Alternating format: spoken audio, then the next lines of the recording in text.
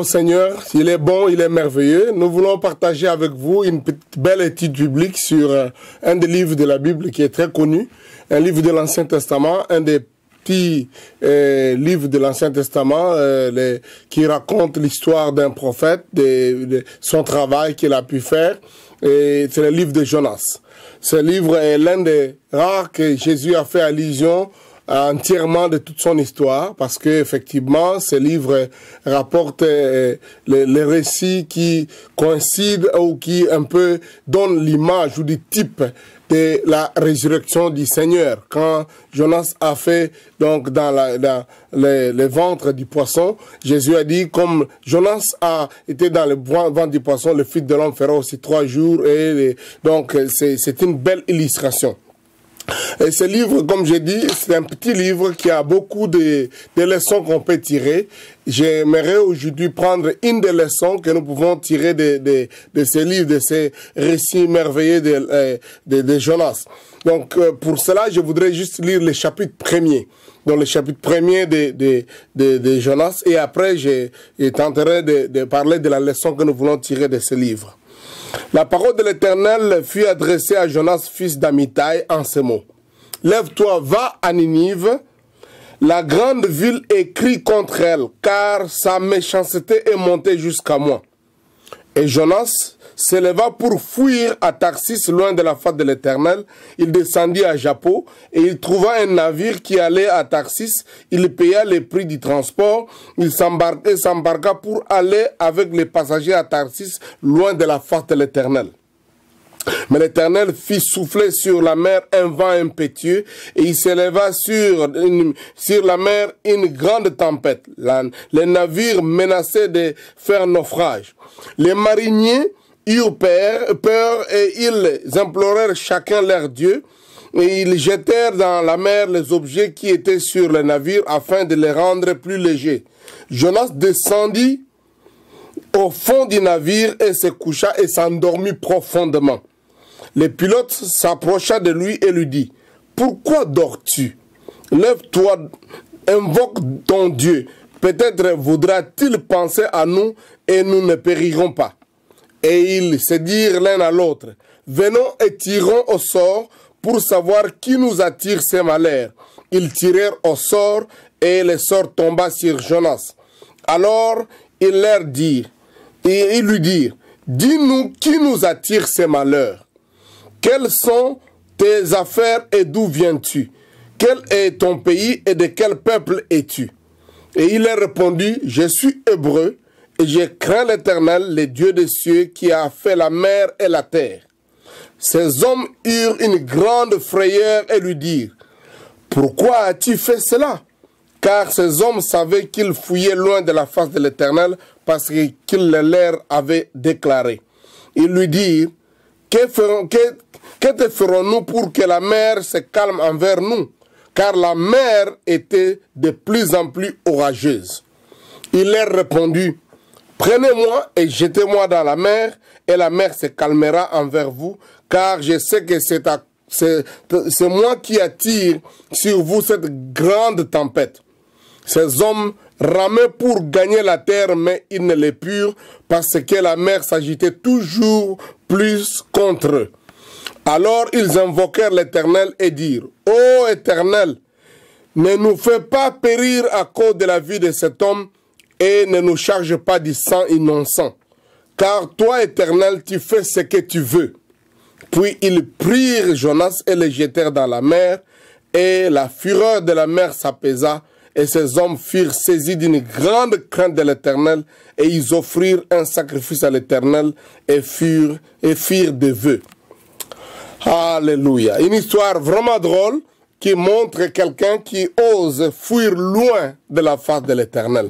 Comme j'ai dit, ce livre, on peut tirer beaucoup de leçons. L'histoire qui continue au chapitre 2, chapitre 3 et au dernier chapitre, on nous dit que finalement, quand Jonas est jeté dans la mer, un grand poisson, probablement une grande baleine ou, bon, on ne sait pas, le poisson parmi les monstres marins, comme on dit, un des grands poissons l'a avalé, et là, dans le poisson, il a prié, il s'est repenti, et la Bible dit que le poisson l'a vomi, et il a vomi dans un autre port et à partir de là, il a marché de longue distance, il est allé jusque dans la ville et là, il a proclamé le message que Dieu lui avait donné et le peuple a eu peur, a dit chef jusqu'au dernier, jusqu'au nourrisson, tous ils ont gêné, ils se sont repentis et Dieu a pardonné la ville. Il a envoyé un très grand réveil dans la ville au point où Jonas lui-même s'est fâché de voir que le Dieu a pardonné un tel peuple,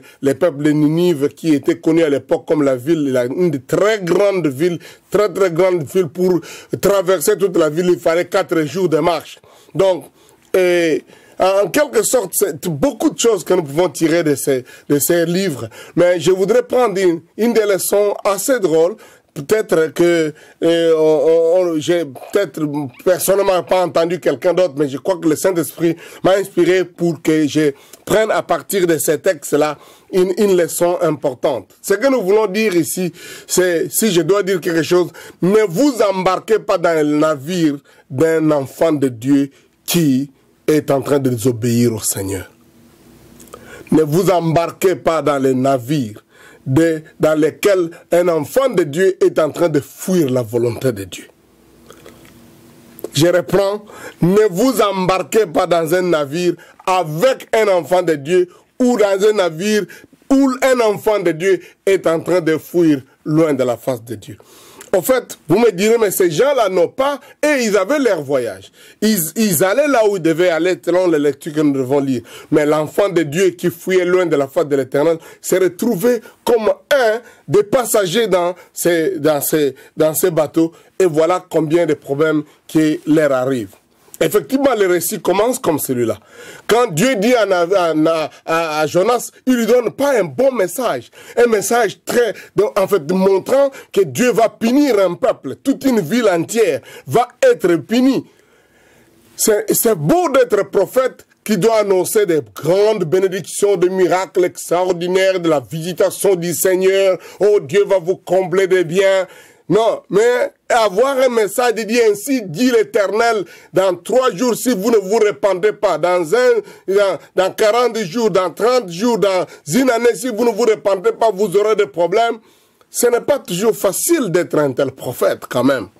Donc, mais quand le mal est là, quand la méchanceté, l'inconduite des gens se trouve, Dieu enverra toujours quelqu'un. Il enverra une sentinelle, il enverra un porte-parole, il enverra un messager et il lui donnera ses messages. Peut-être le message de l'enfant de Dieu dont on parle ici ne sera pas toujours comme celui de Jonas. Ça peut être juste un bon message, mais mission, aller très loin. C'était un juif, aller à Ninive, c'était une ville totalement païenne. À l'époque, le juif ne savait pas que Dieu voudra bien sauver les non-juifs. Donc, c'était une ville en Syrie. C'est vraiment un coin qui n'avait rien à faire avec les peuples de Dieu. Donc, Jonas était un missionnaire qui s'est senti envoyé chez les champs, dans un champ, qui ne pouvait pas s'imaginer que ces gens-là aussi pouvaient être intéressés aux choses de Dieu. Probablement, Ninive était connu aussi en termes de méchanceté vis-à-vis de Dieu, mais aussi méchanceté de toute personne qui serait représentant de Dieu. Donc il nous arrive aussi d'avoir des missions difficiles que Dieu nous demande de faire, ou des choses dans lesquelles nous nous trouvons comme si nous serons indexés et nous allons nous retrouver dans... Beaucoup d'enfants de Dieu se retrouvent devant une telle mission difficile. Et ce qui est intéressant, c'est qu'aujourd'hui, nous savons que quand Dieu vous envoie dans une mission difficile, il la rendra facile. En fait, il fera que lorsque vous obéissez, il s'occupera du reste. Il est capable de transformer des cœurs des gens que nous pensons déjà qu'ils seront mauvais. Vous savez que quand Dieu a envoyé Ananias pour aller prier et imposer les mains sur Saül, c'était une très bonne nouvelle. C'était une bonne chose que d'imposer la main sur quelqu'un pour que la personne reçoive le baptême du Saint-Esprit. Mais le problème d'Ananias, il a dit, Seigneur, tu ne connais pas cet homme-là. Cet homme-là, Saul de Tarse, il est ici pour arrêter tes disciples, dont je suis l'un de ceux-là.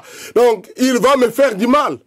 Donc, le message était bon, mais il voyait que les gens, les récipiendaires de ces messages-là, risquent de ne pas être capables ou être prêts à accepter ces messages. Il va lui créer des problèmes.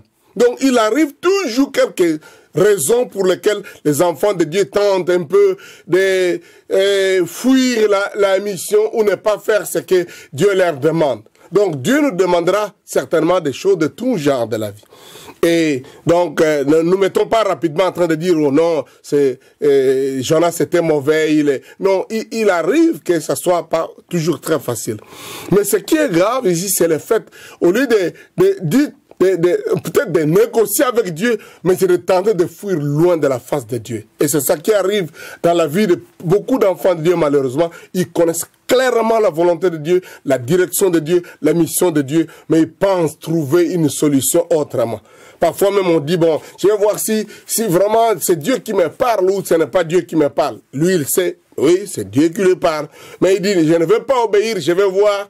Et la Bible dit qu'il a décidé de fuir loin de la foi de l'Éternel.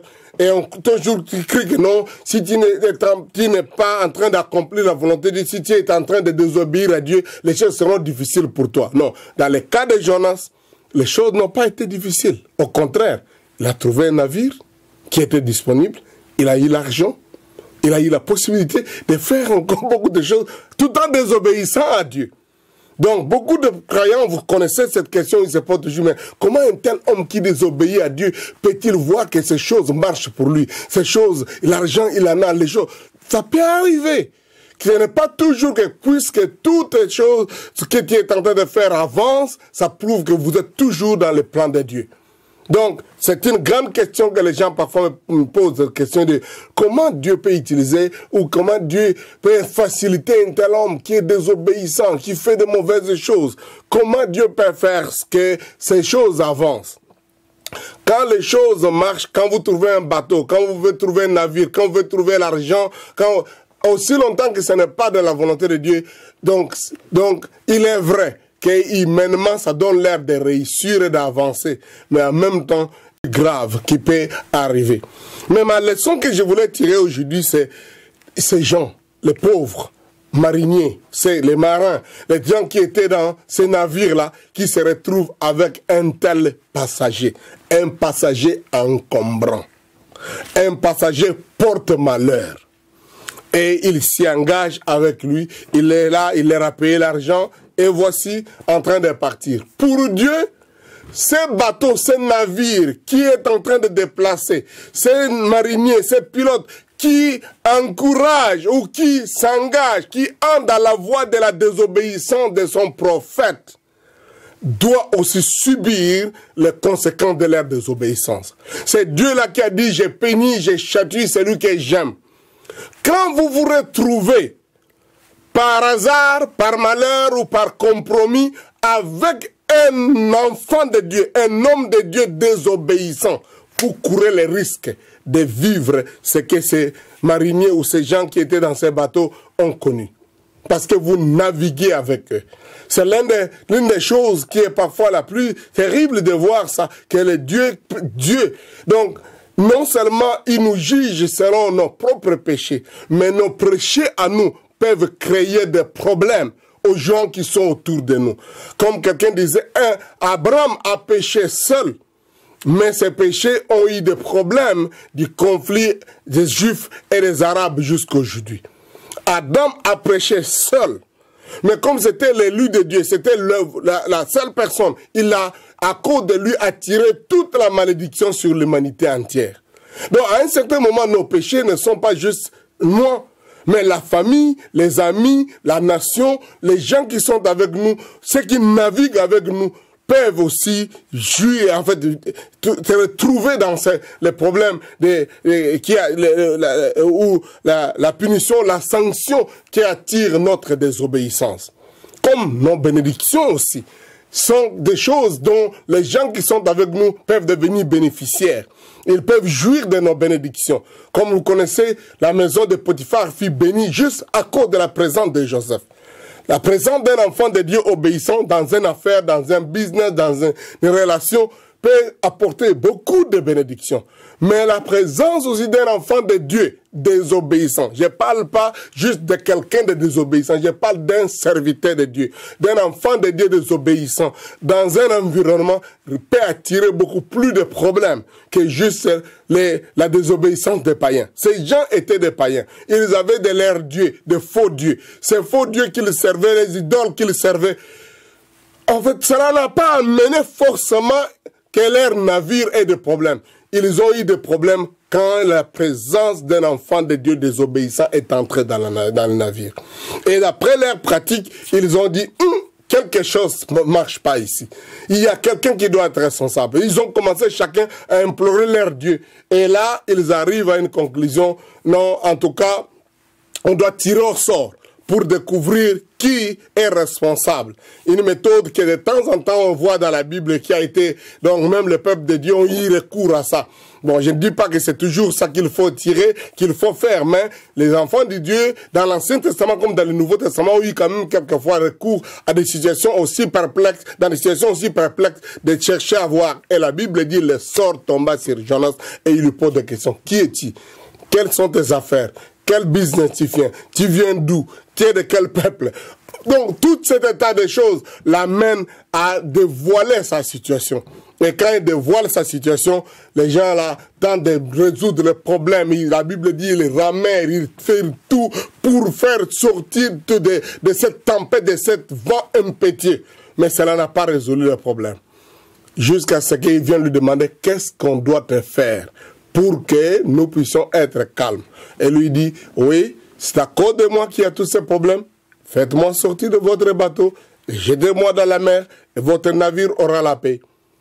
Et c'est lorsqu'il les sort, et que là, les navires, la tempête va se calmer, et ils vont naviguer normalement, et ça va être une occasion pour que ce peuple-là connaisse Dieu, invoque le vrai Dieu, le Dieu qui a fait les cieux et la terre, le seul Dieu.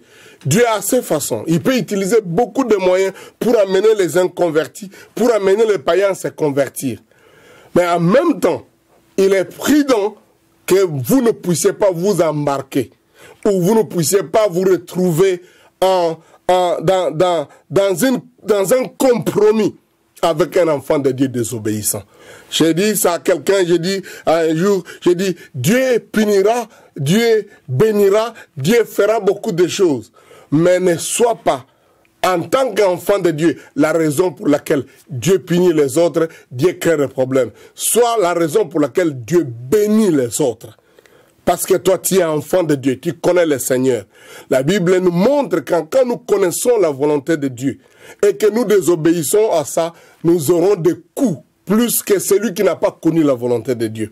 Mais ici, dans le cas d'espèce, c'est païen. C'est gens mauvais. Ils veulent profiter de l'argent, de la présence d'un enfant de Dieu qui est désobéissant. C'est pourquoi je conseille à beaucoup de gens, quand vous connaissez un serviteur de Dieu, quand vous connaissez un frère, quand vous connaissez quelqu'un qui aime le Seigneur, ne vous engagez pas à tomber dans le péché avec lui. J'ai dit ça à beaucoup de jeunes filles. Vous trouvez des serviteurs de Dieu, peut-être ils sont dans des problèmes, dans des faiblesses que je n'encourage pas. Mais ne vous laissez pas entraîner dans une telle relation avec un tel homme. Il est, comme il devait être la source de bénédiction, il risque d'être la source de votre malédiction. Péchez, et surtout péchez avec un enfant de Dieu. Péchez avec un serviteur de Dieu désobéissant. Péchez avec un enfant de Dieu faible. S'engager dans une telle relation, dans une telle association avec un enfant de Dieu désobéissant vous attirera des tempêtes et des problèmes. Je ne dis pas ici pour que ça donne la liberté aux enfants de Dieu, aux serviteurs de Dieu de se permettre n'importe quoi. Mais c'est comme je dis, comme vous pouvez être un instrument de bénédiction, si vous, en tant qu'enfant de Dieu, désobéissant, fouillant loin de la face de Dieu, vous vous engagez avec les autres personnes, vous attirez votre châtiment à tomber sur les autres personnes. Soyons sûrs d'une chose, quand nous voulons faire certaines choses, nous voulons nous engager dans une certaine entreprise. Je ne dis pas qu'on doit vérifier sur la vie de tous les païens, tout le monde qui est dans ce monde pour savoir quelles sont leurs relations. comment ils sont, quelle est la base de leurs affaires. Mais quand il est question des enfants de Dieu, quand il est question des ministres de Dieu, quand il est question des messagers de Dieu, ça vaut la peine de ne jamais s'engager avec ceux qui sont désobéissants. Ceux qui sont en train de faire des choses contraires à la volonté de Dieu. Ça vaut la peine d'être vigilant et d'être même rigoureux avec vous-même. Même en observant ces gens, ils disent, Seigneur, non, je ne peux pas m'engager dans une telle association qui va faire noyer un serviteur de Dieu, qui va davantage me faire tromper et me faire m'amener des tempêtes et des vents impétueux. C'est la petite grande leçon que je me dis, la leçon que nous pouvons tirer de ces premiers chapitres de la Bible. Et toutefois, quand vous pouvez trouver un homme de Dieu, un enfant de Dieu qui est désobéissant, ne l'épargnez pas, ne soyez pas pour dire, oh voilà, je ne peux rien lui dire. Parlez-lui. Dites-lui, frère, sœur, non, toi tu es un enfant de Dieu. Toi tu es serviteur de Dieu. Tu ne peux pas nous laisser entraîner dans de telles bêtises. Répandez-vous, retirez-vous.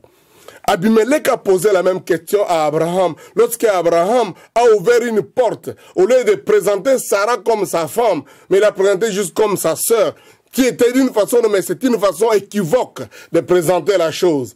Et Abimelech a voulu courir avec la femme d'Abraham, et la Bible dit la punition de Dieu s'est abattu sur la maison d'Abimelech.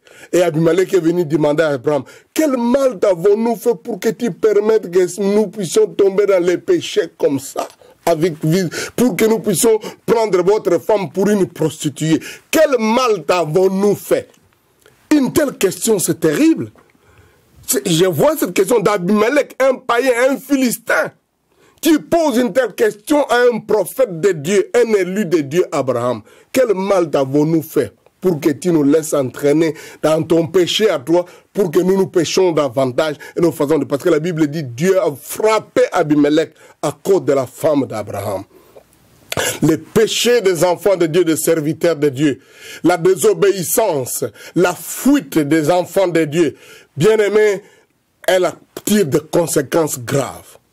Et c'est important pour tout le monde qui est de l'extérieur, qui regarde un serviteur de Dieu qui tombe, qui trébuche.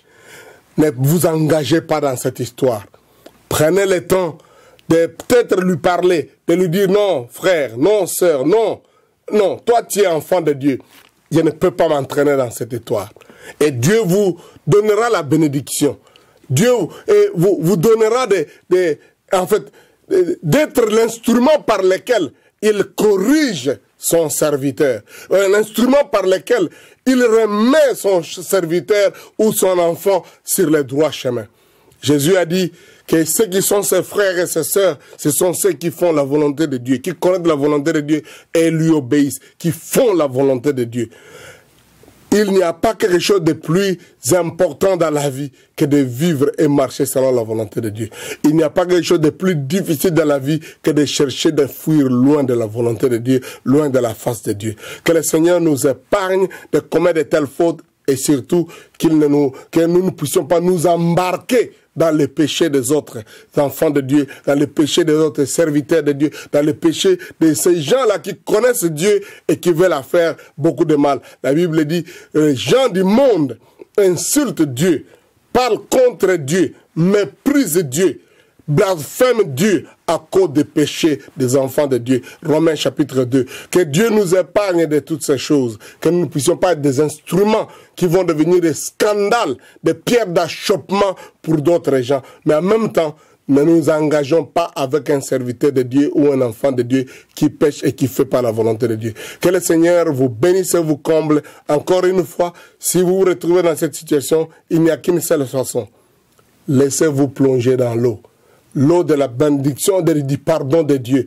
Dans le sang de Christ, il y a le pardon. Il y a la possibilité de revenir et d'être lavé, d'être purifié. 1 Jean chapitre 1er dit, si nous confessons nos péchés,